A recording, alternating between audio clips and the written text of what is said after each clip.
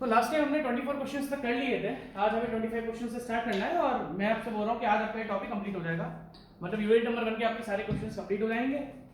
तो हमने अच्छे अच्छे क्वेश्चंस तो कवर करे हैं, ऐसा नहीं है कि हमने कुछ इजी क्वेश्चन या कुछ मीडियम क्वेश्चन छोड़े, मतलब हमने easy to medium to hard tough सब ले लिए।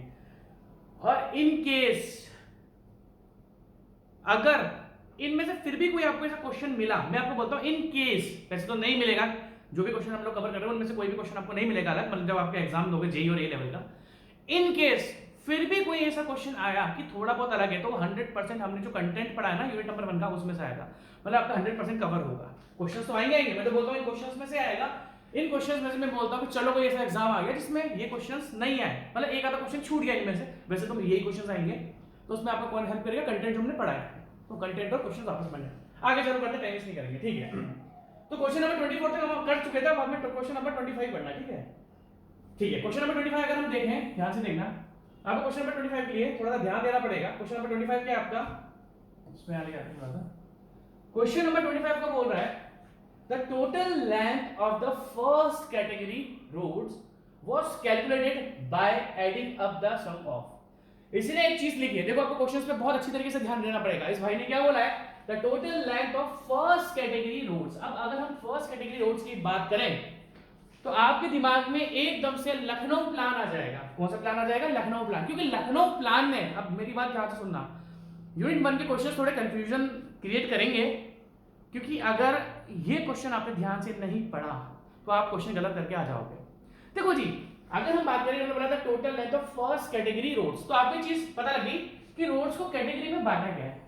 फिर आपको एकदम से प्लान की याद आएगी, कौन से प्लान की, लखनऊ प्लान की। लखनऊ प्लान की जब हमें याद आएगी, अब ध्यान से देखना, तो आपको याद आएगा कि लखनऊ प्लान ने 3 कैटेगरी डिवाइड करी थी रोड्स की, प्राइमरी, सेकेंडरी, टर्शियरी। बट क्या इस क्वेश्चन में कहीं पर भी लखनऊ प्लान लिखा है? क्योंकि जब हम प्लान्स पढ़ते हैं तो एक ही ऐसा प्लान है जिसने रोड की कैटेगरी को डिसाइड करा था, और वो था लखनऊ प्लान। और लखनऊ प्लान ने 3 कैटेगरी डिवाइड करी थी, प्राइमरी, सेकेंडरी, टर्शियरी, जिसमें प्राइमरी में उसने एक्सप्रेसवेज एंड नेशनल हाईवे को रखा था। समझ में आ रही है? ठीक है, बट ये लखनऊ प्लान नहीं है। अब आप बोलोगे सर आप हमें ही पता है यहाँ पर तो लखनऊ प्लान, क्योंकि कैटेगरी जो डिवाइड करी थी जिस किसी प्लान ने, तो लखनऊ प्लान था। बट क्या यहाँ पर कहीं पर भी लखनऊ प्लान लिखा हुआ है? नहीं। तो दैट मींस अगर हम लखनऊ प्लान के अकॉर्डिंग चलते तो उसने एक्सप्रेसवेज और नेशनल हाईवे को फर्स्ट कैटेगरी में रखा हुआ, सबसे परफेक्ट रोड होती है, बट लखनऊ प्लान तो है नहीं। अब ध्यान देना, the total length of the first category roads was calculated. अब फर्स्ट कैटेगरी रोड्स पता है कौन कौन सी आती है, मैंने आपको पहले ही बताया था कौन कौन सी आती है, नेशनल हाईवे, एक्सप्रेसवे। इसने एक्सप्रेसवे कंसीडर करा है कहीं पे? नहीं करा। चलो, national highway, state highway and major district roads. अगर ये बात करेगी, क्योंकि अगर आप ध्यान से देखो तो हमारा बॉम्बे प्लान और नागपुर प्लान ने भी जो सबसे ज्यादा रोड्स बनाई थी, ऑल वेदर टाइप रोड्स, जिसको हम बोलते हैं मैकेडम रोड्स, मैं आपको बाद में बताऊंगा, वैसे तो मैकेडम रोड्स के बारे में और हम पढ़ेंगे। अगर ऑल वेदर टाइप रोड की बात करें तो फर्स्ट प्लान से लेके आखिरी प्लान तक, हाँ विलेजेस, लखनऊ प्लान ने विलेजेस रोड को इज्जत दी, बट हमेशा से हर प्लान में जो सबसे ज्यादा इज्जत जिस रोड को दी गई है वो नेशनल हाईवे है, स्टेट हाईवे है और आपका मेजर डिस्ट्रिक्ट रोड है। तो ध्यान रखना, जब भी आपसे कोई फर्स्ट कैटेगरी की बात करे और अगर उसमें लखनऊ प्लान नहीं लिखा, क्योंकि लखनऊ प्लान ने 2 कैटेगरी में डिवाइड करा था, फर्स्ट कैटेगरी थी एक्सप्रेसवे प्लस नेशनल हाईवेज, इसमें एक्सप्रेसवे है नहीं, तो आपका इसका आंसर क्या हो जाएगा, national highway plus state highway, that means ये first category roads, first category roads. ठीक है, इजी सा क्वेश्चन है, बट अगर आप इसको लखनऊ प्लान से कंपेयर कर दोगे तो आप इसको गलत कर आ जाओगे। ठीक है, नेक्स्ट क्वेश्चन आगे चलते हैं। देखो इसमें दे रखा होगा ए बी सी, एक सेकंड, इन्होंने ऑप्शन दे ही रखा।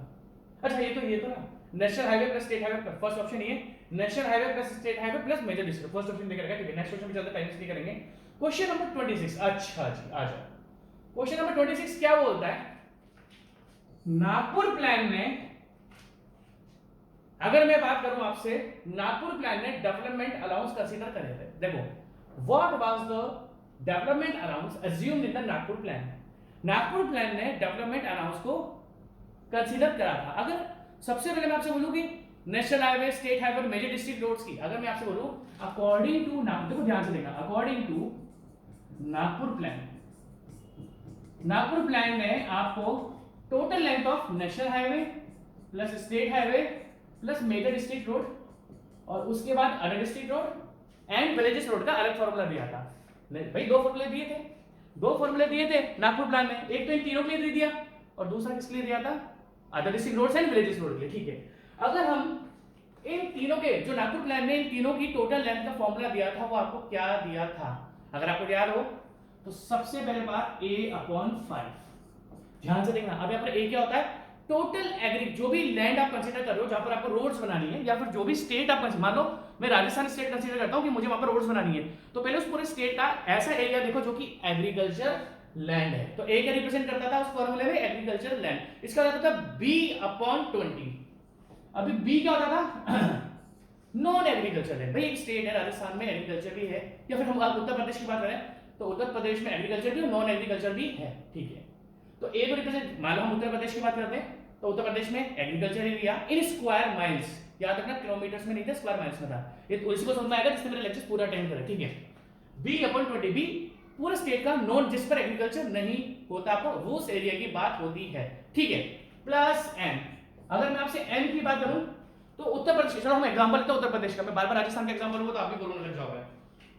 अगर हम बात करते हैं उत्तर प्रदेश की तो उत्तर प्रदेश में भाई ऐसे टाउन्स होंगे जिनकी पॉपुलेशन 2000 से 5000 है, तो यहाँ पर एन क्या रिप्रेजेंट करता था, number of towns having population in the range of 2000, 2000 से लेकर 5000 तक के जो टाउन्स है उनको हम बोलते थे एन। ठीक है, प्लस 5t।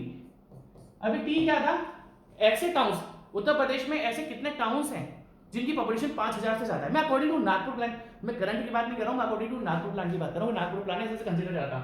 अब आ जाओ ए का मतलब एग्रीकल्चर एरिया उत्तर प्रदेश का, B non agriculture area, N number of towns, ऐसे टाउन जिनकी पॉपुलेशन आपका 2000 से 5000 है। ठीक है, टी क्या होगा, ऐसे नंबर ऑफ टाउन जिनकी पॉपुलेशन आपकी 5000 से ज्यादा है। ठीक है, अब आगे की बात करते हैं, आगे फॉर्मूला क्या था, प्लस बी माइनस आर।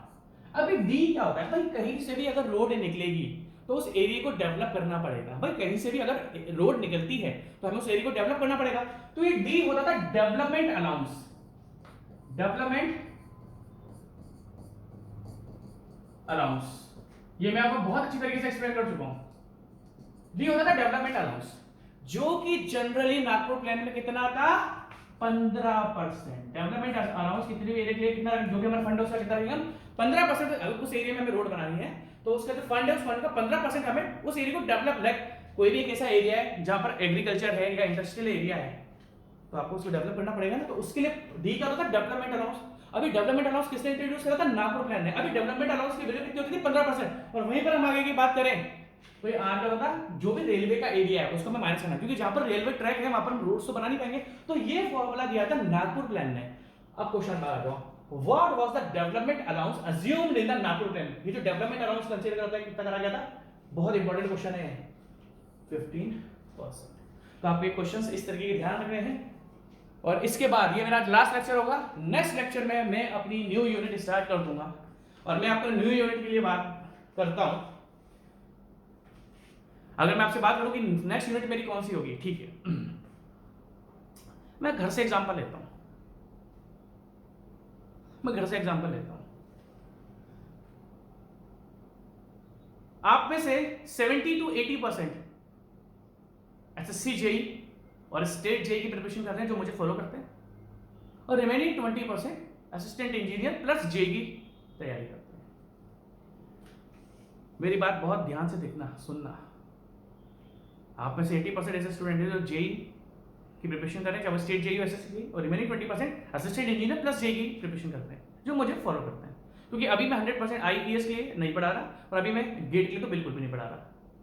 हाँ, ये इससे आपके गेट वेट के क्वेश्चन हो जाएंगे, 80% आपके आईईएस को जाएंगे, 30-40% आपके गेट पे जाएंगे, छोड़ो वारियर। अगर आप जेई हो, चलो मैं अपने घर से बात करता हूँ, भाई आपकी इच्छा हुई, मम्मी से बोला मम्मी मुझे आज पनीर के पराठे खाने हैं, तो आपकी मम्मी पता सबसे पहले क्या बोलेगी, चलो मैं एक बार देख लूँ मेरे घर में पनीर, हमारे पास पनीर है या नहीं, क्योंकि पनीर खत्म हो जाता है, कभी बच भी जाता है, कभी, मेरा तो यही, मेरे घर में भी यही है, मैं बोलता हूँ यार पनीर के पराठे बनाता हूँ जब कुछ भी नहीं बचता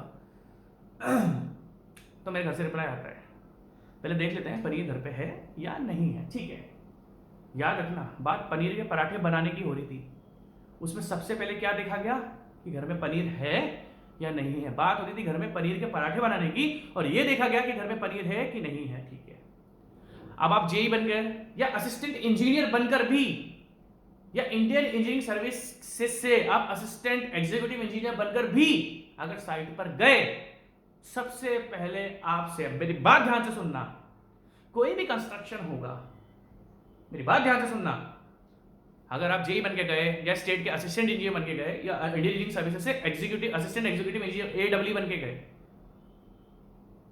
सबसे पहले साइट पर कोई भी आपको, मान लो अगर मैं बिल्डिंग की बात करता हूं, मान लो अगर मैं रोड्स की बात करता हूं, मैं ब्रिजेस की बात करता हूं, मैं रेलवेज की बात करता हूं, कोई भी आपसे शुरुआत में डिजाइन नहीं पूछने वाला। हम जैसे जो सिविल इंजीनियर्स होते हैं जो साइट पर काम करने आते हैं, उसका सबसे पहला फर्ज पता है क्या होता है, वहां पर जो भी मटेरियल है उसके बारे में आपको सबसे पहले पता होना चाहिए। जैसे कि मैंने क्या बोला, जब मम्मी से बोला गया कि, या किसी भी फैमिली में से बोला गया कि भाई पनीर के पराठे बना दो, तो सबसे पहले हम देख लेते पनीर है या नहीं है। दैट मींस सबसे पहले उन्होंने मटेरियल को चेक करा, क्योंकि मटेरियल चेक करने के बाद मान लो पनीर है भी से खराब हो गया, पनीर, समझ रहे हो मेरी बात, कि पनीर है बट वो खराब हो गया, बहुत दिनों का था, तो अगर वो मटेरियल ही फेल हो गया तो कभी भी उसका पनीर का पराठा नहीं बनेगा। एग्जैक्टली दैट मींस अगर आप इंडियन इंजीनियरिंग सर्विसेज भी बनकर गए, या एडब्ल्यू बन के गए, या ए बन के गए, या जी बन के, कोई भी आपसे डिजाइनिंग नहीं करवाने वाला। सबसे पहले आपका लिख के दे रहा हूं, कोई भी आपसे डिजाइनिंग नहीं करवाएगा कि भैया बता हाईवे का डिजाइन कैसे करें, क्या उसका अलाइनमेंट किस तरीके से, कोई नहीं पूछेगा आपसे। पता है क्या पूछाएगा कि एक काम करो तुम, सबसे पहले इंडिया में ऐसा कोई भी एग्जाम नहीं है तो शुरुआत में आपको बोलेगा डिजाइन करते नहीं। अगर हम प्रोजेक्ट में आते हैं, मतलब कंस्ट्रक्शन में आते हैं, तो कभी भी डायरेक्ट आपको कोई डिजाइन नहीं बोलेगा। अगर आप साइट पर जा रहे हो तो, क्योंकि प्लानिंग अलग डिपार्टमेंट, हाँ अगर आप प्लानिंग डिपार्टमेंट में करते हैं अलग चीज है। दैट मींस अगर हम साइट पर काम करते हैं तो सबसे पहले हमें मटेरियल की नॉलेज होती है। दैट मींस जो मेरी सेकंड यूनिट होगी वो होगी हाईवे मटेरियल्स। और आपकी मैं सबसे बड़ी गलती बता देता हूं, आप में से सारे के सारे स्टूडेंट क्या फॉलो करते हैं, डिजाइन ऑफ हाईवेज। अब डिजाइन तो तब समझ में अरे मतलब सॉरी, डिजाइन तो तब समझ में आता है जब हमें उस मटेरियल की इंफॉर्मेशन हो। जब मटेरियल अच्छा होगा तभी तो हम जाके उसका डिजाइन, तभी तो आगे हम उसको इंप्लीमेंट करा पाएंगे। कहने का मतलब क्या है कि हमें सबसे पहले हम अपनी हाईवे को बहुत गलत तरीके से पढ़ते हैं। भिड़ते ही आप डिजाइन उठा लेते हो, डिजाइन नहीं उठानी है आपको। क्या उठाना है, पहले आप अपने मटेरियल्स के बारे में जानो कि हाईवे में क्या क्या मटेरियल्स यूज होते हैं। उसके बाद उन मटेरियल्स को यूज करके हम डिजाइन करेंगे, डिजाइन करके उसको एग्जीक्यूट करेंगे। तो हमारी नेक्स्ट यूनिट क्या आएगी, हाईवे, जो कि इस लेक्चर के बाद, मतलब इस टॉपिक के बाद हमारा एक क्वेश्चन बाद खत्म करा दूंगा, हो जाएगा। ठीक है, नेक्स्ट क्वेश्चन। अगर हम बात करें ड्यूरिंग द, किसका कॉल आ रहा है, एक सेकंड रुको यार, ऑफिस का कॉल है। हाँ जी ठीक है, चालू करते हैं। कहां पर थे, हाँ जी तो आपको समझ में आ गया होगा डेवलपमेंट अलाउंस का और कौन सा हम यूनिट चालू करेंगे। क्योंकि हमें ना सबसे पहले जब भी आप बन के आते हो तो मटेरियल्स की इंफॉर्मेशन आपको पहले होनी चाहिए। ठीक है जी, आगे चालू करते हैं हम लोग।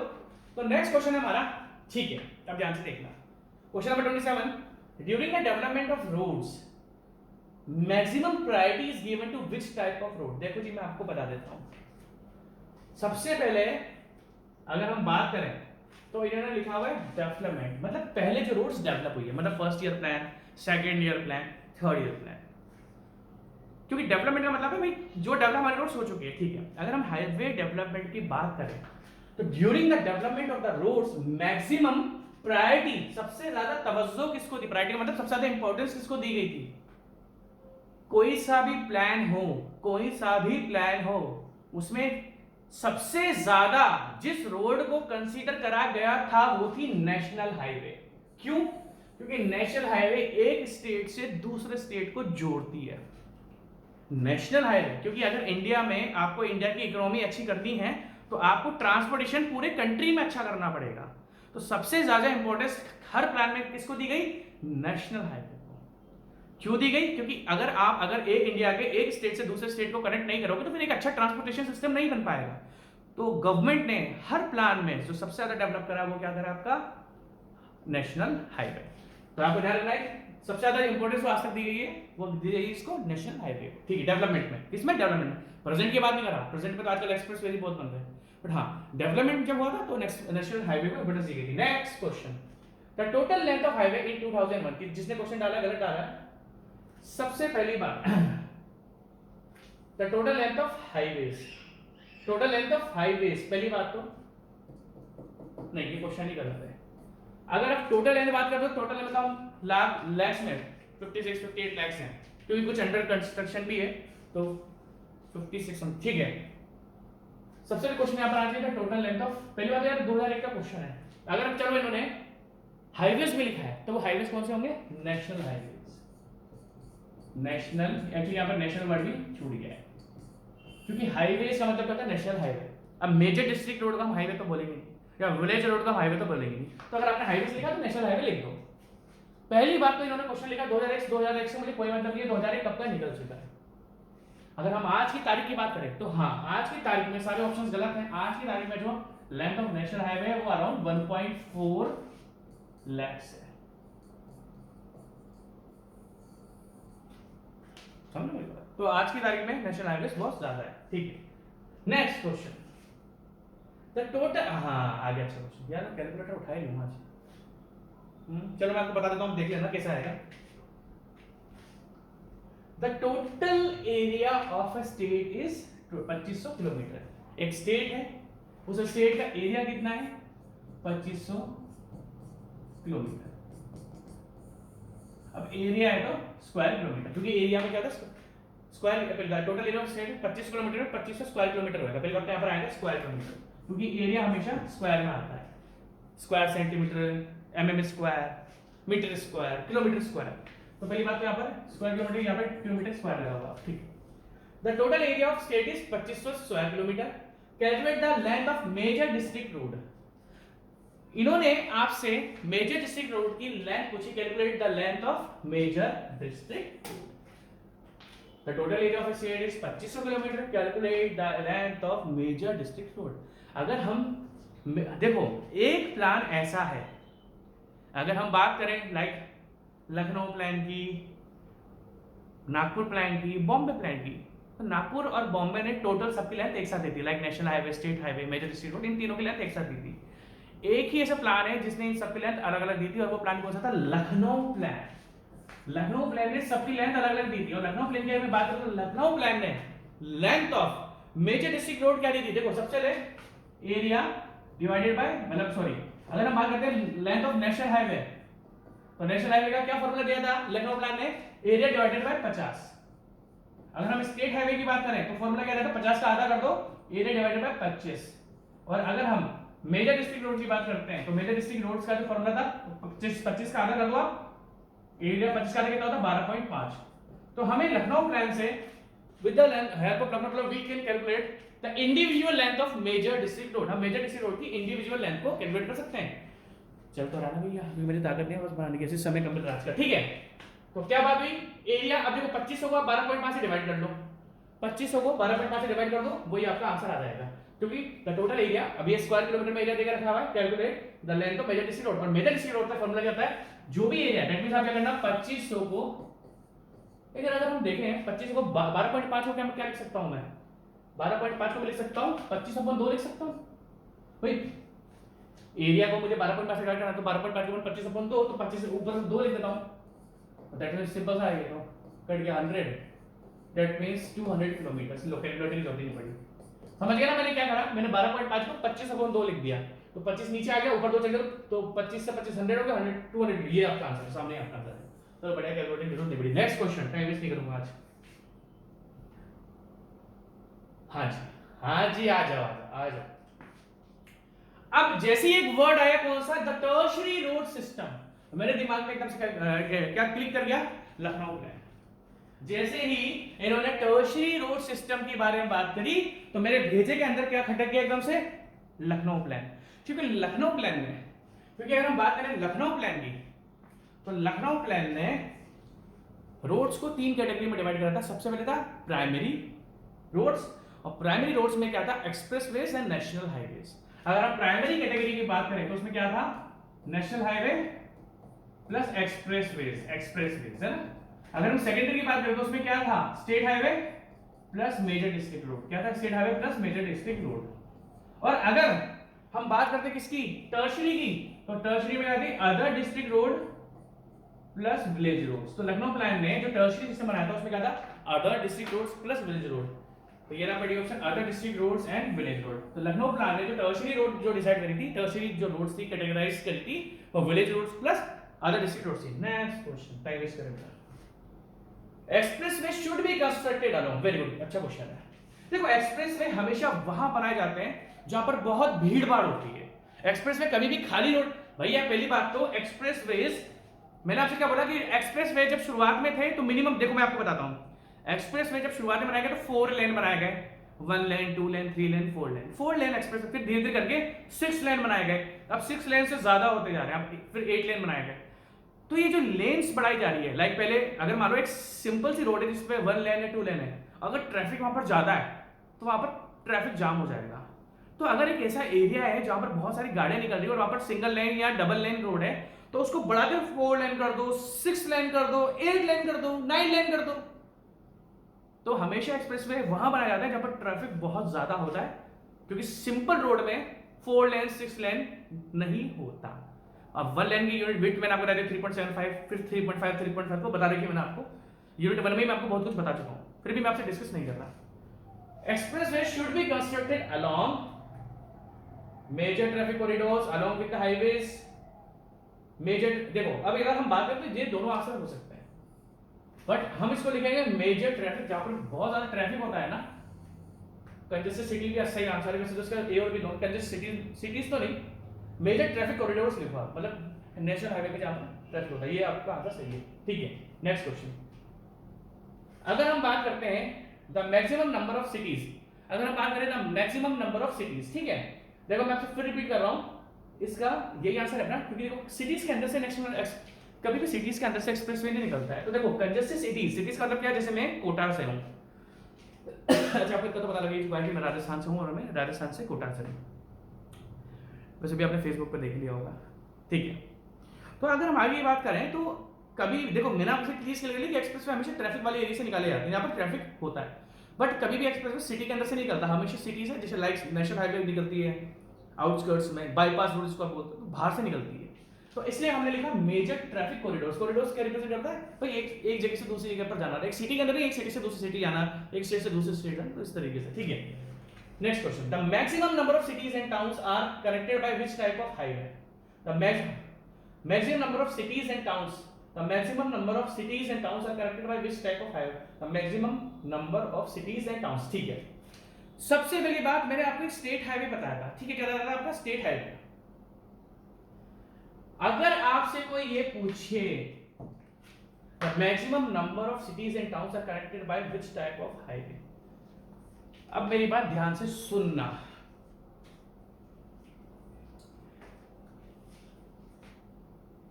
मैक्सिमम नंबर ऑफ सिटीज, मान लो इंडिया में कितनी सिटीज हैं, अब मेरे पास ध्यान से सुनना, इंडिया में अभी बहुत ज्यादा ध्यान सुनना आपको पड़ेगा। इसने क्या लिखा हुआ, maximum number of cities and state are connected by, क्या इसने कहीं पर भी स्टेट लिखा है, क्या इसने कहीं पर भी आपको स्टेट वर्ड लिखा है? अगर स्टेट होता तो हम स्टेट हाईवे बोल देते हैं। अगर इसने पर्टिकुलर एक स्टेट की बात करी होती कि एक स्टेट को सब जगह से हेडक्वार्टर से सिटी से पहुंचना, तो हम स्टेट हाईवे बोल देते हैं।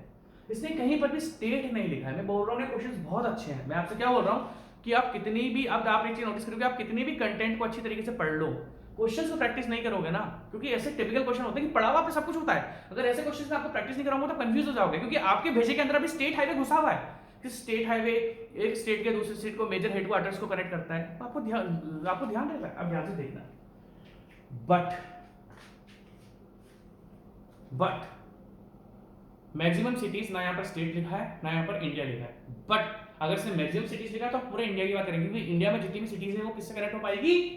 नेशनल हाईवे से। अगर आपसे एक चीज और बोलूंगा, अगर हम बात करते हैं स्टेट हाईवे का, था स्टेट हाईवे था कि एक स्टेट के दूसरे स्टेट के मेजर हेडक्वार्टर्स को कनेक्ट करता है। वो भी अगर आप बोलोगे सर स्टेट हाईवे भी तो कनेक्ट करता है, लाइक आपने बोला था भोपाल का कोई ऑफिस है और आपने अपने कोटा से कनेक्ट करा था, तो भैया उसमें याद रखो मैंने आपसे जितने भी स्टेट आए लाइक एमपी, हरियाणा, राजस्थान, ये सारे राजस्थान की नेबरिंग स्टेट है।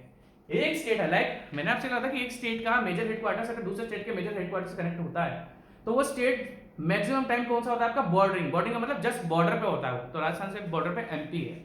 अब मेरी बात समझ में रखना, ठीक है। नेक्स्ट क्वेश्चन, आप कंफ्यूज मत होना उसमें। The main features of Roman road do not include which of the following? इसमें ये लिखा है the main features of Roman road do not include the following. किसको इंक्लूड नहीं करा था? यहां पर ऑप्शन आएगा, एक्चुअली गलत लिखा है, ये आप लिखो, इसमें मिस हो रहा है ये वर्ड, ये नॉट मिस हो रहा है इसमें, ठीक है। अगर हम बात करें आगे मैं डिस्कस करें, क्या लिखा क्वेश्चन में?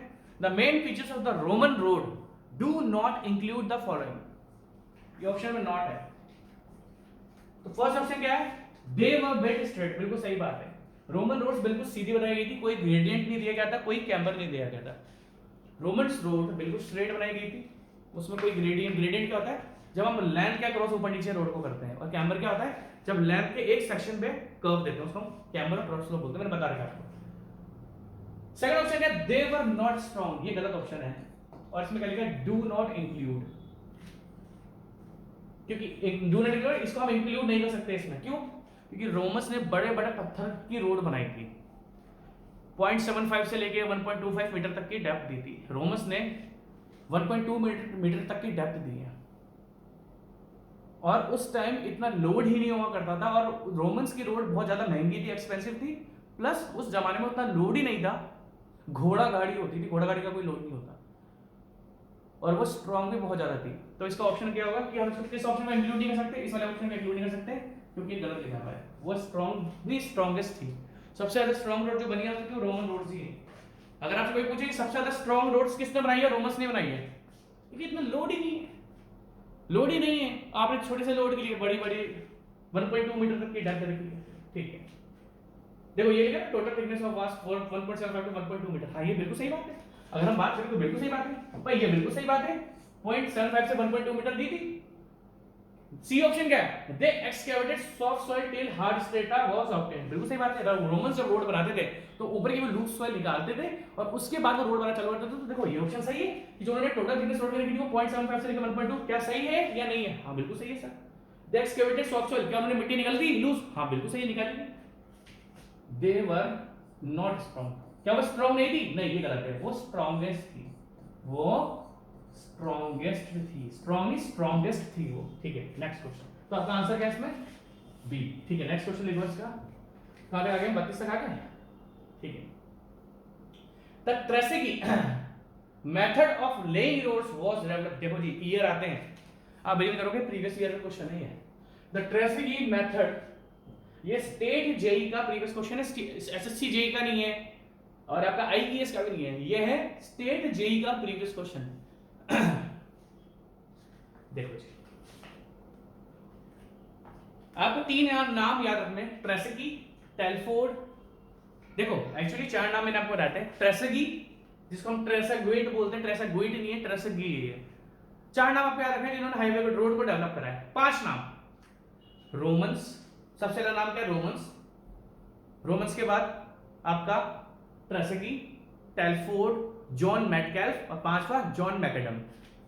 तो ट्रेसेगी ने रोड्स बनाई थी। The Tresaguet method of laying roads was developed in the year. अगर हम ट्रेसेगी की बात करें तो ट्रेसेगी ने जो रोड को डेवलप करा था वो 1764 में डेवलप करा था। किसमें? 1764 में। ट्रेसेगी ने जो अपना मेथड दिया था फॉर रोड डेवलपमेंट वो किसमें था? 1764। तो याद रखना कि ईयर्स मैंने आपको कंटेंट जब मैं आपको पढ़ा रहा था तभी मैंने आपको सारे ईयर्स लिखा है, और आपको ईयर्स सारे के सारे याद रखना है, ऐसे नहीं टाइम पास कर लूं ईयर्स के साथ कि हां ईयर्स को इग्नोर कर दो, ठीक है। Next question, the method of providing a definite cross slope, the method of providing a definite cross slope by varying इसमें क्वेश्चन कुछ कट रहा है, एक सेकंड टाइम लग रहा है, एक सेकंड वेट करो बस, ठीक है। बस क्वेश्चन गड़बड़ लग रही है, मुझे क्रॉस से करना पड़ेगा इसको, ठीक है जी। चालू करते हैं, सही है, कुछ मेरे को डाउट लग रहा है बट ठीक है। क्वेश्चन पढ़ते हैं, the method of providing a definite cross slope by varying thickness of foundation and the road was proposed by, ठीक है। क्रॉस स्लोप मतलब कैम्बर, कैम्बर क्यों प्रोवाइड करा जाता है? ताकि इनकेस रोड पर पानी जमा हो जाए तो वो पानी निकल जाए रोड से, क्योंकि कर्व होगा रोड पर तो पानी सेंटर से बाहर की साइड ड्रेन हो जाएगा, बह जाएगा। अगर हम बात करें क्या रोमन्स ने क्रॉस स्लोप दी थी? नहीं, उन्होंने स्ट्रेट बनाया था। अगर रोमन्स के बाद सबसे पहले जिन्होंने रोड को डेवलप करा वो कौन थे? ट्रेसेगी। ट्रेसेगी के बाद टेलफोर्ड, टेलफोर्ड के बाद मैकडम, और टेलफोर्ड और ट्रेसेगी के बीच में कौन थे? जॉन मेटकैल्फ, जो अंधे थे। मैंने आपको बताया, तो जॉन मेटकैल्फ का क्वेश्चन आता नहीं है, मेटकैल्फ कंस्ट्रक्शन से क्वेश्चन आता नहीं है, बट हमने तो पढ़ा था। अगर हम बात करें कि रोमन्स के बाद ट्रेसेगी ने रोड्स के बारे में डेवलप करा, रोड्स को डेवलप करा, क्या उन्होंने स्लोप दी थी? नहीं। सबसे पहले जिन्होंने स्लोप, क्रॉस स्लोप मतलब कैम्बर देना, देखो सबसे परफेक्ट स्लोप जो प्रोवाइड करी थी वो मैकडम ने प्रोवाइड करी थी। देखो ध्यान से देखना इस क्वेश्चन को, क्योंकि मुझे ऐसा लगा था कि इसमें स्लोप का वैल्यू देनी थी, मेरे को लगा था आंसर गलत है। मुझे क्वेश्चन लगा था कि इन्होंने क्रॉस स्लोप की वैल्यू पूछी और फिर इन्होंने ऑप्शन रखे, तो फिर मैं डाउट कंफ्यूज हो गया। नहीं, इन्होंने साइंटिस्ट के बारे में पूछा था। सबसे पहले तो ट्रेसेगी है, ट्रेसेगी के बाद टेलफोर्ड है, टेलफोर्ड के बाद मैकडम है, जॉन मेटकैल्फ को अभी हम साइड में करते हैं, उनका ज्यादा रोल नहीं था। क्या ट्रेसेगी ने क्रॉस स्लोप दी थी? नहीं दी। सबसे पहले जो क्रॉस स्लोप देना जिसने प्रोवाइड करा, मतलब परफेक्ट तो उनकी भी क्रॉस स्लोप नहीं थी, बट जो देना प्रोवाइड करा था वो कौन थे? टेलफोर्ड। अब ध्यान से देखना, फाउंडेशन स्टोन्स, तो टेलफोर्ड फाउंडेशन स्टोन्स यूज करते थे। टेलफोर्ड ने जो फाउंडेशन स्टोन आपके यूज करें, उनकी वो थिकनेस अलग अलग रखते थे। भाई मान लो जो फाउंडेशन स्टोन्स थे हमारे बड़े बड़े, जैसे मान लो ये इस तरीके से, ये बड़ा रख दिया, ये हल्का सा बड़ा रख दिया, ये हल्का सा बड़ा रख दिया, तो देखो क्रॉस स्लोप बन गई। तो जो सबसे पहले जिसने कार्य करा था वो कौन था? Telford. By varying thickness of foundation under road was proposed by Telford. ठीक है, नेक्स्ट द क्रॉस। हाँ, ये एक्चुअली मैं ये क्वेश्चन समझ रहा था, मैं डाउट में आ गया था। द क्रॉस स्लोप, अब देखो ध्यान से देखना, अगर हम क्रॉस स्लोप या कैम्बर की बात करते हैं, the cross slope provided for drainage. पहले तो क्रॉस स्लोप जो प्रोवाइड करी जाती है फॉर ड्रेनेज ऑफ वाटर, पानी को ड्रेन करने के लिए क्रॉस स्लोप आपकी काम में आती है। अगर हम सिंपल सी बात करें कि हम रोड्स पर जो क्रॉस स्लोप या कैम्बर प्रोवाइड करते हैं उसकी स्लोप क्या होती है, तो हमने मेरा ट्रेन रहेगी 1/60 टू 1/25, 1/60 टू 1/25, 1/60 टू 1/25। ये जनरली क्रॉस स्लोप रखी जाती है रोड्स पर। अब स्लोप का मतलब मैंने आपको बता दिया, 1/60 का मतलब क्या है? 1/60 का मतलब क्या है कि 60 हॉरिजॉन्टल यूनिट्स पर 1 वर्टिकल यूनिट बढ़ेगी, 25 हॉरिजॉन्टल यूनिट्स पर लाइक वो 25 लाइक 25 mm पर 1 mm बढ़ेगा, 25 सेंटीमीटर पर 1 सेंटीमीटर बढ़ेगा, सेम यूनिट्स होती हैं इनकी। बट मैकडम ने ये जनरल क्रॉस स्लोप होती है जो रोड से प्रोवाइड की जाती है, 160 से लेकर 125। कहां पर क्या प्रोवाइड करी जाती है वो मैं आपको बाद में बताऊंगा। बट मैकडम ने, ये बहुत इंपॉर्टेंट क्वेश्चन है, मैकडम ने जो क्रॉस स्लोप रखी थी वो रखी थी 1/36। मैकडम ने जो क्रॉस स्लोप रखी थी वो क्या रखी थी? 1/36। तो यार ना, मैकडम की जब बात होती है कि जनरली हम क्रॉस स्लोप कितनी रखते हैं या कैम्बर के क्या स्लोप की वैल्यू यूज करते हैं, तो 160 टू 1/25, बट मैकडम ने जो यूज करा था वो 1/36 है। देखो ये बहुत इंपॉर्टेंट क्वेश्चन है, ध्यान रखना।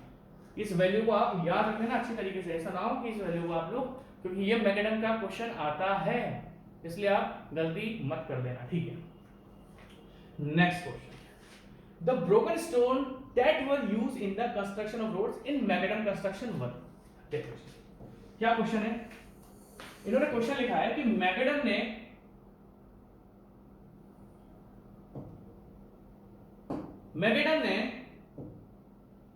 जो ब्रोकन स्टोन्स, देखो सबसे क्या होता है, देखो ध्यान से देखना, सबसे नीचे होती है सबग्रेड, सबग्रेड के ऊपर क्या होती है? सब बेस, सब बेस के ऊपर क्या होता है? बेस कोर्स,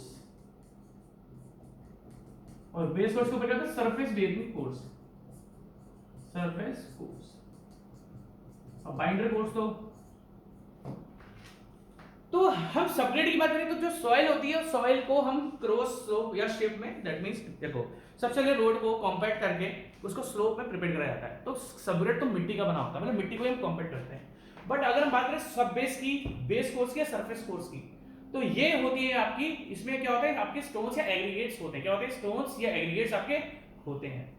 तो अगर मैं आपसे बात करूं, मैकडम ने, ध्यान से देखना, मैकडम ने, मैंने आपको उसका भी बताया कि बात, सब बेस के लिए जो एग्रीगेट यूज करे थे वो 20 mm के करे थे, बेस कोर्स के लिए 37.5 mm, और सरफेस कोर्स के लिए देखो, अब फिर मैं आपको बता रहा हूं, ध्यान से देखना, अगर सॉरी सरफेस मैंने उल्टा लिख दिया, सॉरी, ये है आपका 20, ये सही है आपका सरफेस कोर्स के लिए, मतलब जो सबसे मैग्नेट में तो कॉन्सेप्ट लाते हैं कि भैया आप छोटे छोटे एग्रीगेट्स यूज करो, तो सरफेस कोर्स के लिए जो सबसे ऊपर वाली लेयर है हमारी, उसके लिए जो उन्होंने एग्रीगेट यूज करे तो कितने करे थे 20 mm, ठीक है। बेस कोर्स के लिए 37.5 और सब बेस के लिए 50 mm, ठीक है। आप क्वेश्चन देना, तो ये उन्होंने अलग अलग, दैट मींस सरफेस कोर्स में 20 mm की यूज कर लिए है ना, सब बेस में आपने 50 mm के एग्रीगेट यूज कर लिए, बेस कोर्स में 37.5 mm के एग्रीगेट यूज करे। ये मैग्नेट ने इस साइज के एग्रीगेट को अपनी कंस्ट्रक्शन में यूज करा था। और अगर हम बात करें सब बेस की, तो सब बेस की थिकनेस कितनी रखी थी इन्होंने 100 mm। अगर हम बात करें बेस कोर्स की 100 mm और सरफेस कोर्स की 50। इसकी देखो थिकनेस कितनी रखी थी 50, इसकी थिकनेस कितनी रखी थी 100 और इसकी थिकनेस 100, तो इन तीनों को ऐड करोगे तो कितना बनता है 250। ये भी क्वेश्चन बन सकता है। अब अगर ये देखा जाए, क्वेश्चन पढ़ना ध्यान से, ये तो मैंने आपको लेक्चर्स में ही बताया था। द ब्रोकन स्टोन्स मतलब aggregates that were used in the construction of routes in macadam construction. तो मैग्नेटम कंस्ट्रक्शन की अगर हम बात देखें तो 20 mm से लेकर 50 mm के एग्रीगेट्स मैग्नेटम में यूज करें।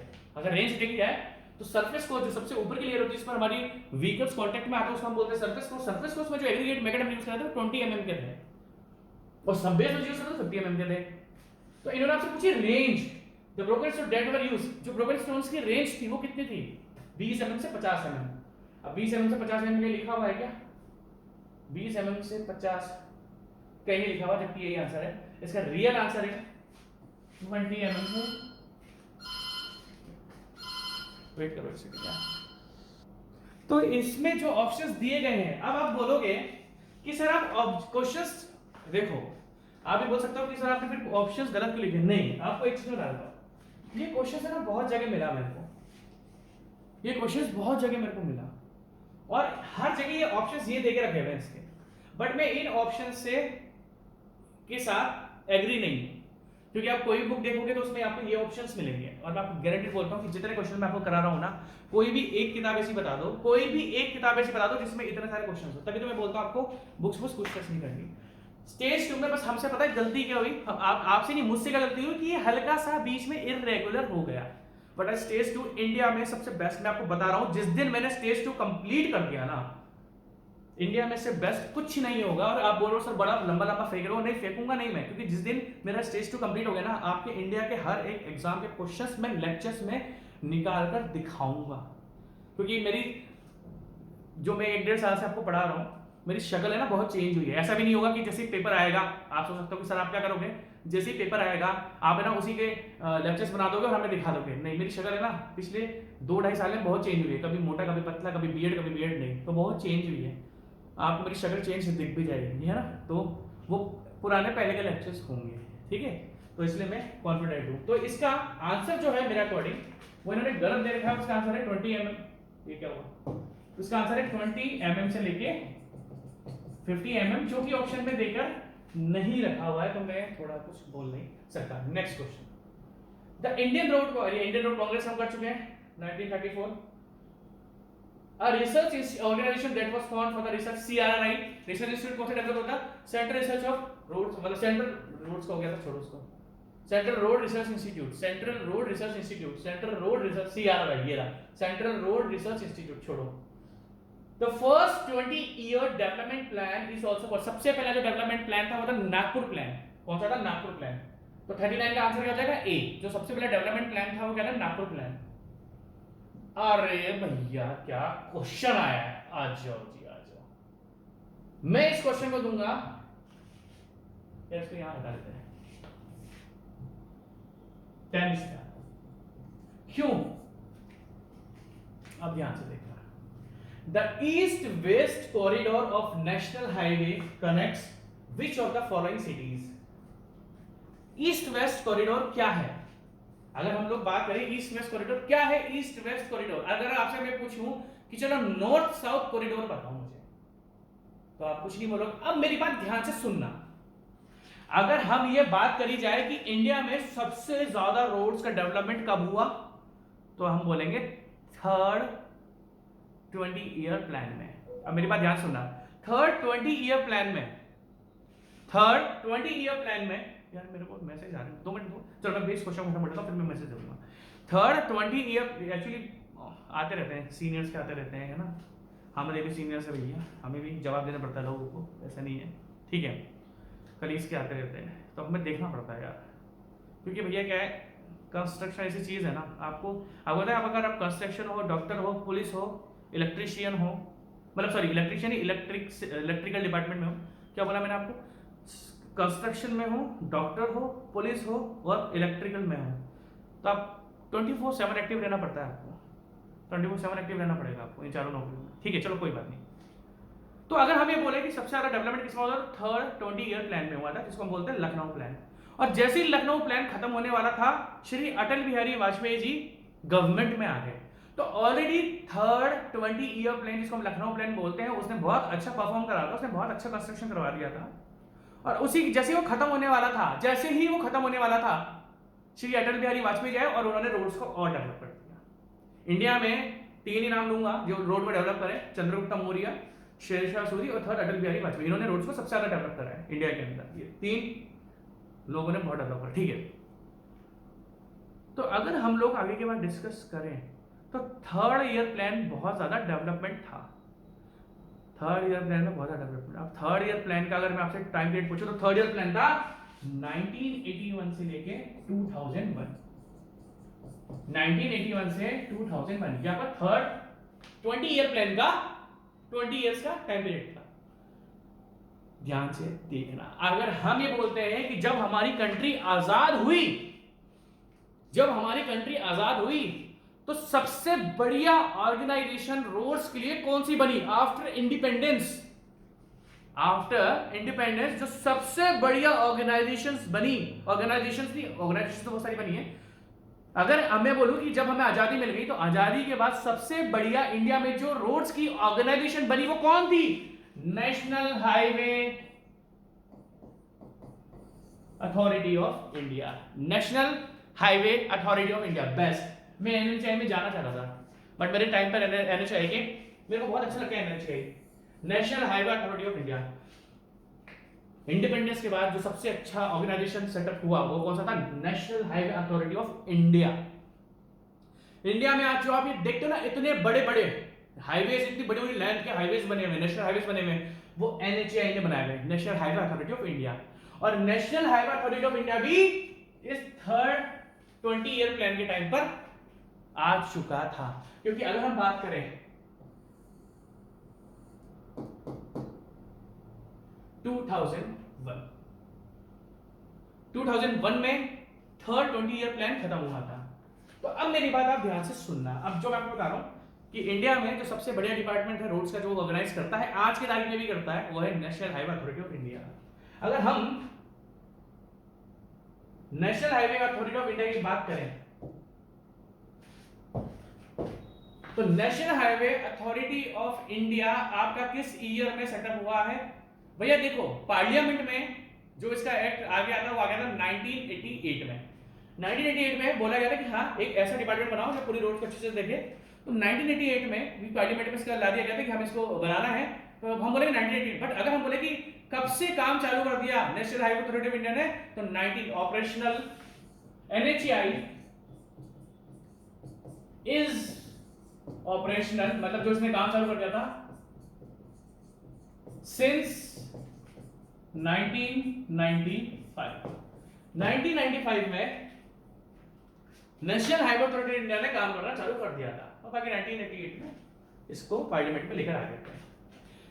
अब क्या करा, एनएचआई ने बोला कि हम अलग अलग प्रोजेक्ट्स बनाएंगे, तो नेशनल हाईवे ने फॉर्म करा national highway development programme, NHDP.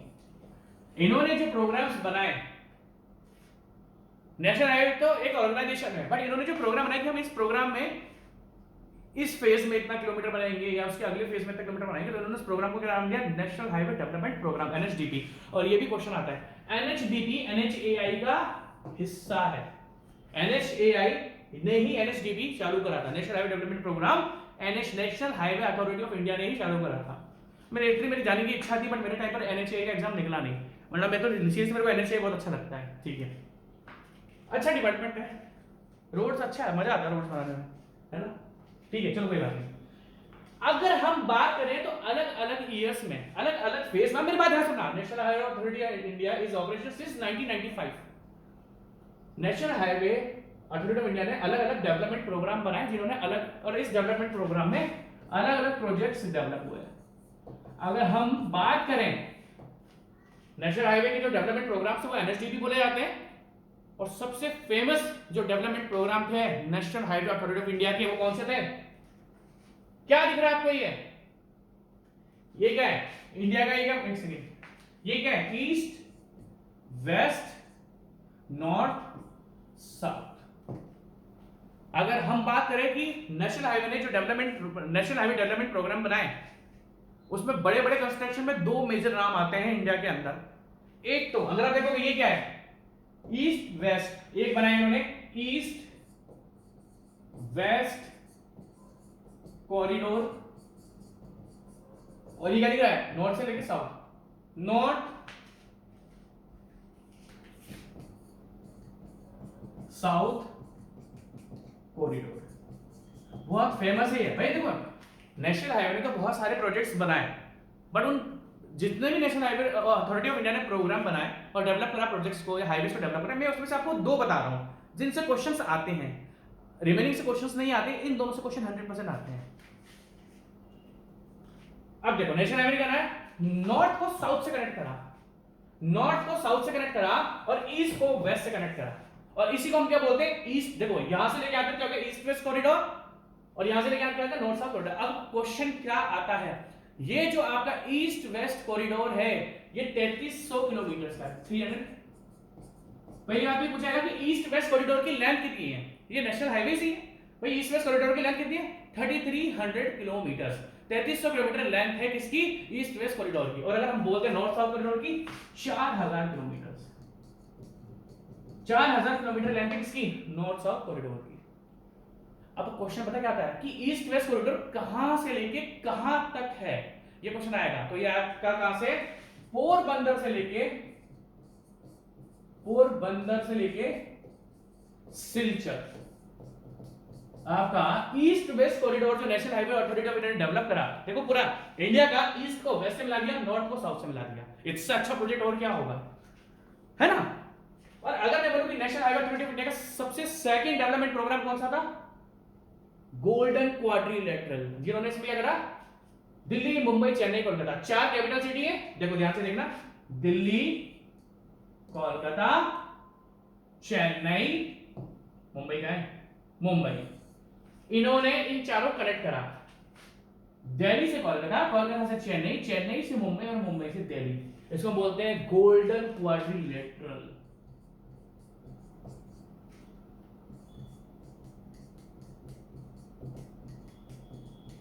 देखो जी, अगर मैं बात करूं national highway authority of India की, तो आज की तारीख में वो एक्सप्रेस वेज को डेवलप कर रहे हैं। तो national highway authority of India ने बहुत से प्रोजेक्ट कंस्ट्रक्ट करे, बट जो क्वेश्चंस पूछे जाते हैं वो इन दो प्रोजेक्ट से पूछे जाते हैं कि इन्होंने क्या क्या बनाया। एनएचडीपी के अंदर रही है। अब छोटा सा, तो ईस्ट वेस्ट कॉरिडोर कितने किलोमीटर का है? 3300 किलोमीटर का है। ईस्ट वेस्ट कॉरिडोर कितने किलोमीटर का है? 3300 किलोमीटर का है। और कहां से लेके आता है? पोरबंदर से लेके सिलचर। ये आप ध्यान रखना, ये ऑब्जेक्टिव क्वेश्चन आज की तारीख में भी आते हैं। ये मत सोचना कि ये तारीख के क्वेश्चन आपके आते नहीं है, ठीक है। अब अगर नॉर्थ साउथ कॉरिडोर की बात करें तो देखो ये आपका जम्मू कश्मीर और ये आपका साउथ, ठीक है। तो नॉर्थ साउथ कॉरिडोर की सबसे ज्यादा लेंथ आपको नॉर्थ साउथ कॉरिडोर की कितनी है? 4000 किलोमीटर। तो कहां से लेके आता है? श्रीनगर से लेके टू कन्याकुमारी, श्रीनगर से लेके कन्याकुमारी। तो देखो ये क्वेश्चन बन गया आपका, बढ़िया क्वेश्चन बन गया। फर्स्ट क्वेश्चन क्या बन गया? ईस्ट वेस्ट कॉरिडोर कितने किलोमीटर का है? 3300 किलोमीटर का है। कहां से लेके आता है? Porbandar to Silchar. Second question क्या बनता है कि आपका नॉर्थ साउथ कॉरिडोर कितने किलोमीटर का? 4000 किलोमीटर का। कहां से लेके आता है? श्रीनगर टू कन्याकुमारी। आप इसको लिखो, क्योंकि ये हमने लेक्चर्स के दौरान में डिस्कस नहीं करा है, इसलिए आप इसको लिख लो। अब आते हैं क्वेश्चन पर वापस, ठीक है। क्योंकि अभी तक तो मैंने आपको एनएचडीपी का एक प्रोजेक्ट बताया, अभी तो मैं आपको दूसरा प्रोजेक्ट बताऊंगा, गोल्डन क्वाड्रिलेटरल। बट मैं ये देखना चाहता हूं कि जो क्वेश्चन है इसमें, क्वेश्चन किससे रिलेटेड लिखा है। तो अगर हम जाते हैं क्वेश्चन पे, आगे क्वेश्चन, अगर हम जाते हैं क्वेश्चन पे, ठीक है ना? तो the east west corridor of national highway connects which of the following cities. क्या पूछा लड़के ने? लड़के ने पूछा है the east west corridor of national highway connects which of the following cities. तो अगर आप ध्यान से देखोगे तो ईस्ट वेस्ट कॉरिडोर का क्या था? ईस्ट वेस्ट कॉरिडोर था आपका पोरबंदर से लेके सिलचर, जो कि 3300 किलोमीटर का था। तो हमारे ईस्ट वेस्ट कॉरिडोर क्या? पोरबंदर से लेके सिलचर। तो पोरबंदर से लेके सिलचर, ये है आपका ईस्ट वेस्ट कॉरिडोर। क्वेश्चन में इन्होंने आपसे ईस्ट वेस्ट कॉरिडोर ही पूछा है। और अगर इन्होंने नॉर्थ साउथ कॉरिडोर पूछा होता तो नॉर्थ साउथ कहां से? श्रीनगर से लेके Kanyakumari. Next question, primary system of road consist of. हाँ, प्राइमरी सिस्टम ये आ गया आपका लखनऊ प्लान का। लखनऊ प्लान में प्राइमरी सिस्टम किसको कंसीडर कराया था? In Lucknow plan primary system consist of expressways and national highways. तो एक्सप्रेसवेज एंड नेशनल हाईवेज, ये आपका थर्ड आंसर है। नेक्स्ट क्वेश्चन, फालतू उसमें टाइम वेस्ट नहीं करूंगा, जो पढ़ा है। Next question, the fourth 20 year. अच्छा, ये अच्छा क्वेश्चन है। देखो जी, अब आप ध्यान से सुनो, देखो मजे वाली बात, यहां पर आप कंफ्यूज हो जाओगे। देखो, फर्स्ट 20 ईयर प्लान था 1943 से लेके 1963, ये हो गया first 20 year plan. Second 20 year plan क्या था? 1961 से लेके 1981। थर्ड क्या हो गया? 1981 से लेके 2001। अब ध्यान से देखना, 2001 ये थर्ड। देखो, ये फर्स्ट नागपुर प्लान था, ये आपका बॉम्बे प्लान था, ये आपका लखनऊ प्लान था। अब फोर्थ प्लान, अब इन्होंने क्या पूछा था? 420 ईयर रोड प्रोग्राम। तो सिंपल सी बात है, फोर्थ कहां से चालू होगा? 2001 से लेके 2021, 2001 से लेके 2021। तो एक्चुअली होता क्या, बुक्स में फोर्थ ईयर प्लान का देख नहीं रखा हुआ। अगर आपको फोर्थ ईयर प्लान का भी टारगेट रखना है, मतलब याद रखना है कि जो फोर्थ ईयर प्लान था आपका वो कितना था? 2001 से लेके 2021। तो यहां पर क्वेश्चन देखो, the 420 year development plan AIIMS for vision in which year? कौन सी ईयर में डेवलप हुआ? 2021। नेक्स्ट क्वेश्चन, ठीक है। The national highway network should be expanded so that no part of country is more than 50। अरे जबरदस्त question भैया, जबरदस्त question. ठीक है, अब क्वेश्चन पढ़ो ध्यान से। द नेशनल हाईवे, आपको मैंने पूरा कंटेंट पढ़ा रखा है इसलिए क्वेश्चन आप अच्छे से समझ पाओगे। The national highway network should be expanded so that no part of a country is more than 50 kilometers away from national highway is policy of which 20 year road plan। देखो जी, लखनऊ प्लान एक ऐसा plan है, Lucknow plan एक ऐसा plan है जिन्होंने villages road और other district road को भी इज्जत दी। उन्होंने बोला कि आप इसको अच्छे से बनाओ। अभी तक तो आपने मिट्टी की रोड बनाई थी, ग्रेवल रोड बनाई थी, अब आप इसको एक अच्छा सा ऑल वेदर टाइप रोड बनाओ। तो लखनऊ प्लान ने क्या बोला? सबसे पहली बात तो बॉम्बे प्लान में और नागपुर प्लान में, बॉम्बे प्लान में, नागपुर प्लान में विलेजेस रोड और other district road totally ignore हो रही थी। बस नेशनल हाईवे को इज्जत थी, स्टेट हाईवे को इज्जत थी, मेजर डिस्ट्रिक्ट रोड को इज्जत थी, बट विलेजेस रोड एंड आपका अदर डिस्ट्रिक्ट रोड इग्नोर हो रहे थे। ठीक है जी। उसके बाद क्या कहानी हुई? जरा बैठ गया यार। उसके बाद कहानी हुई, जब लखनऊ प्लान आया उसने बोला नहीं, मैं विलेज रोड और major district other district road को भी अच्छा बनाऊंगा। प्लस लखनऊ प्लान ने क्या बोला कि गांव में हर जगह रोड होगी और ये जो मेजर डिस्ट्रिक्ट रोड है इसको भी आप गांव तक लेकर जाओ, या फिर अदर डिस्ट्रिक्ट रोड है, मतलब अच्छे से गांव में रोड अच्छे से all surface all weather road होनी चाहिए।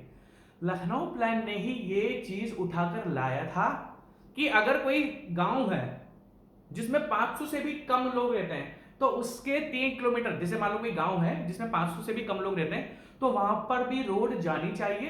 ये नहीं मैं बोलती कि बिल्कुल गांव तक लेके जाओ, बट हाँ उसके 3 किलोमीटर, अगर वहां पर गांव है तो उसके 3 किलोमीटर डिस्टेंस तक एक ऐसी रोड और सरफेस रोड होनी चाहिए। तो लखनऊ प्लान ऐसा प्लान था जिसने ये बोला था कि अगर ये एक हिस्सा है कंट्री का तो इसके पास रोड होनी चाहिए, अब वो चाहे विलेज हो, अब वो चाहे टाउन हो। अब देखो question, that no part of a country is more than 50 kilometre away from national highway। Lucknow plan ने यह भी बोला कि इंडिया का एक भी ऐसा हिस्सा नहीं होना चाहिए, एक भी ऐसी सिटी, एक भी ऐसा विलेज नहीं होना चाहिए जिस, आप समझ रहे हो, एक भी इंडिया के ऐसा पार्ट नहीं होना चाहिए जिससे नेशनल हाईवे 50 किलोमीटर से ज्यादा की डिस्टेंस पर हो।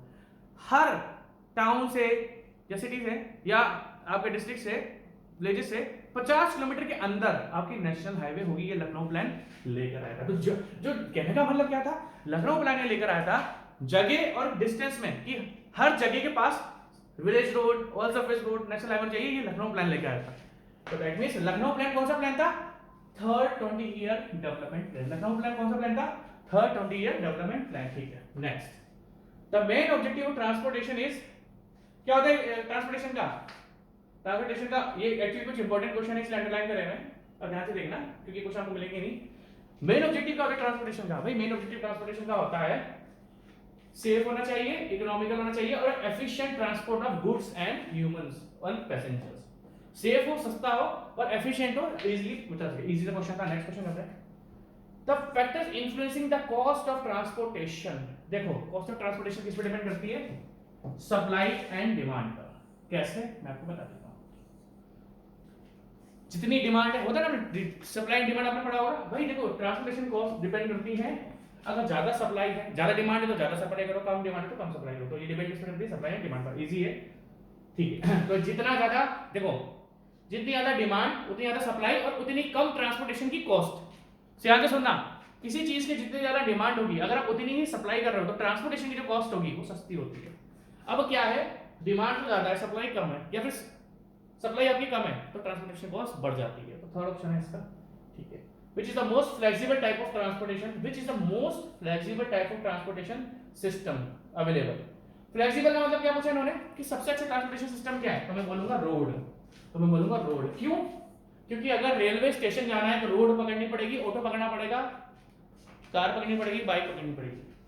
फ्लेक्सिबल का मतलब क्या होता है? जिसके ऊपर सब कुछ डिपेंड है, सब, चाहे रेलवे हो वो भी रोड पर डिपेंड है। क्योंकि अगर रेलवे स्टेशन जाते हैं तो हम अपने घर से रेलवे स्टेशन पर रोड को यूज करते हैं। अगर हम फ्लाइट पकड़ते हैं तो फ्लाइट पे भी हम लोग एयरपोर्ट तक अपनी रोड की हेल्प से जाते हैं।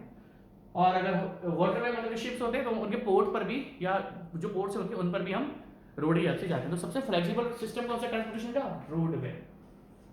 ठीक है। The transportation system that requires a low initial investment among the following. अगर हम लोग बात करें ट्रांसपोर्टेशन सिस्टम की, तो सबसे सस्ता जो ट्रांसपोर्टेशन बनता है वो बनता है रोड। सबसे सस्ता जो बनता है वो कौन सा बनता है? रोड। रोड, ये मैंने आपको कॉस्ट भी लिखाई थी कि 1 किलोमीटर रोड कितने की बनती है, 1 किलोमीटर ट्रैक कितने का बनता है। तो हमने देखा था कि रोड में और रेलवे ट्रैक में जमीन आसमान का डिफरेंस था। तो जो सस्ता, सबसे सस्ता 1 किलोमीटर या एरिया बनता है वो आपका रोडवे का बनता है। बाकी इसके अलावा सारे महंगे हैं। एयरपोर्ट महंगा है, हार्बर महंगा है, रेलवे महंगा है, तीनों बहुत महंगे हैं। The more transport that requires low initial investment. Road में लो इनिशियल इन्वेस्टमेंट लगती है, बाकी रिमेनिंग तीन में बहुत पैसा लगता है। नेक्स्ट, ठीक है। The prime minister Gram Sadak योजना, ये श्री अटल बिहारी वाजपेयी जी ने चालू करी थी। The prime minister Gram Sadak Yojana aims to connect villages under population of 500 by which year? देखो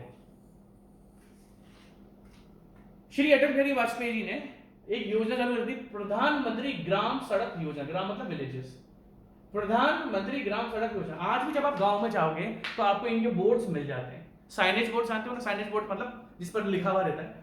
तो आज क्या जाओगे तो देखो श्री अटल बिहारी वाजपेयी जी ने ये बोला था। एक्चुअली कुछ जगह इसका आंसर 2003 है और इसका सही आंसर है 2007 तक। इस 2007 तक इंडिया के जितने भी ऐसे विलेजेस हैं जिनकी पॉपुलेशन 500 है या 500 से कम है, और 500 विलेज अंडर, हाँ अंडर लिखा है ना। देखो अगर बात करते हैं 500 से ज्यादा पॉपुलेशन की, कि अगर एक ऐसा विलेज है, देखो पहली बात तो प्रधानमंत्री ग्राम सड़क योजना, प्राइम मिनिस्टर ग्राम सड़क योजना, प्रधानमंत्री ग्राम सड़क योजना, ठीक है, पीएमजीएसवाई। किसने चालू करी थी? श्री अटल बिहारी वाजपेयी जी ने। इस योजना में यह था कि जो ऐसे विलेजेस हैं जिनकी पॉपुलेशन 500 से ज्यादा है, तो आप 2003 तक सारी विलेजेस रोड को कंप्लीट करो, विलेजेस में रोड बनाओ। और अगर कोई ऐसा विलेज है जिसकी पॉपुलेशन लेस देन 500 है तो 2007 तक यहां पर कंप्लीशन हो जाना चाहिए। तो आपको एक्चुअली आंसर मिलता है 2003, बुक्स में पढ़े 2003। मोर देन 500 पॉपुलेशन, ऐसे टाउन जिनकी पॉपुलेशन 500 से ज्यादा थी, उसमें तो 2003 तक बना चाहिए था, बट इसमें देखो क्या लिखा अंडर, अंडर में ईयर आ जाता है 2007। नेक्स्ट क्वेश्चन, बढ़िया क्वेश्चन है आगे। Next question 49, the road density in India. अब देखो सबसे पहली बात क्या क्वेश्चन किया 49, the road density in India per square 100 square kilometre land area in 2008 is. देखो सबसे पहली बात ये क्वेश्चन सही है। रोड डेंसिटी मैंने आपको बताई थी, नागपुर प्लान की रोड डेंसिटी कितनी थी? 16 किलोमीटर इन। देखो नागपुर प्लान ने क्या बोला था कि 16 किलोमीटर रोड होनी चाहिए 100 स्क्वायर किलोमीटर्स में। ये नागपुर प्लान का था। फिर आया आपका बॉम्बे प्लान। बॉम्बे प्लान ने क्या बोला कि 32 किलोमीटर होनी चाहिए इन 100 स्क्वायर किलोमीटर एरिया। अगर कोई ऐसा एरिया है जिसका, कोई ऐसा लैंड है जिसका एरिया 100 स्क्वायर किलोमीटर है, कोई ऐसा लैंड है, तो ऐसा लैंड है जिसका एरिया 100 स्क्वायर किलोमीटर है, तो उसका, उस पर रोड कितनी 32 किलोमीटर। फिर आया आपका लखनऊ प्लान। लखनऊ प्लान ने ये बोला कि आपका 82 किलोमीटर्स वो रोड होनी चाहिए इन 100 स्क्वायर किलोमीटर एरिया। कोई लैंड है अगर जिसका एरिया 100 स्क्वायर किलोमीटर है तो उसमें कम से कम 82 किलोमीटर रोड होनी चाहिए। उसके बाद 2008 में, अब ध्यान से देखना, 2008 में एक ऑर्गेनाइजेशन है, कौन सी, World Bank collection of development indication, World Bank collection of development indication, World Bank collection of development indication. इस ऑर्गेनाइजेशन ने 2008 में इंडिया की रोड डेंसिटी कैलकुलेट करी थी, जिसकी आई थी 125 आंसर है। 2008 में जो इंडिया की रोड डेंसिटी थी वो थी 125 किलोमीटर पर 100 स्क्वायर किलोमीटर। दैट मींस अगर कोई ऐसा लैंड है जिसका एरिया 100 स्क्वायर किलोमीटर है तो 2008 तक 125 किलोमीटर रोड लेंथ थी इंडिया के अंदर। ठीक है जी, चल तो रहा ना मामला, और इस चकाचक। ठीक है, अब क्या होगा 2008 के बाद, अब जो रोड डेंसिटी